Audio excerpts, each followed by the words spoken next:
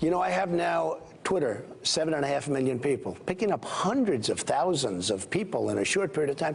7.5 with Facebook, I have like close to 7 million or more than 7 million people. With Instagram, we have like 2 million.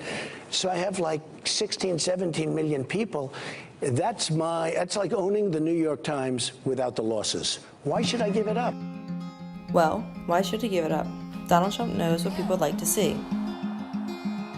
The Apprentice, Miss America, his tweets about Kristen Stewart cheating on Ron Pattinson. America enjoys when people say and do stupid stuff. It's fact. People love train wrecks. People like to talk about others failing and watch others fail. Why? It's simple. It makes them feel better about themselves. Social media has allowed for constant criticism. This was one of the biggest influences in the 2016 presidential election. Woo! Okay. Even during televised debates, the Twitter accounts of both Hillary Clinton and Donald J. Trump were tweeting at each other. The question is, how are the citizens of the United States supposed to react to these kinds of actions? The American people are sick and tired of hearing about your damn emails. Thank you. Me too. I'd blow them out of the water and start another war. Well, nobody really knows. Social media's influence on government elections is fresh. The petty are popular, and the factual are lame. Is this how citizens should view candidates? No. It's time to understand and recognize all aspects of social media before it gets too dangerous. There are many positives of social media. The reason why most Americans even recognized who Bernie Sanders was is due to the chain of social media.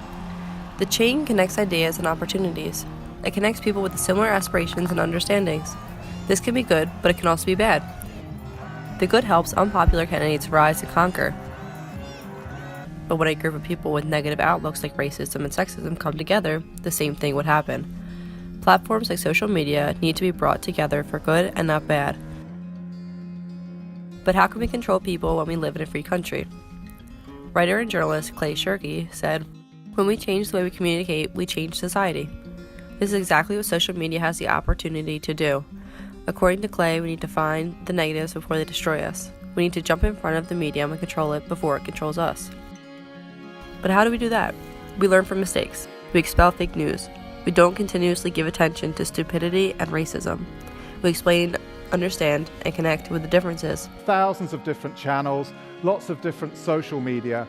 And I guess what I'm concerned about is this little, one little group over here having their own little discussion in the yes camp, one little group over here having a discussion in the no camp. And the idea is, we're not connecting as we possibly should. It's because of this process of taking in all of the different viewpoints and then coming up with a rational conclusion. This process is otherwise known as discourse. Social media gives a person in New York the opportunity to have a conversation with a person in Kentucky. We must have these conversations, and we must understand how positive this can be. Conversations bring understanding and hope. People must reach out to the person that they are calling racist and ask why.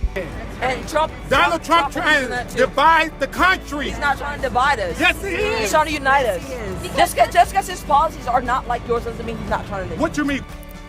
People must reach out to the person calling them a snowflake and ask why. Typical snowflake millennials. They feel slighted because they didn't want Trump to win, and it's not fair. There's a center between the lefts and rights of politics that can help everybody. But when was the last time you not only listened to an opposing argument, but you actually allowed that argument to be part of your overall conception of what you overall believe? Social media has the power to connect different generations, different races, and different religions. We must engage with each other to make a better future.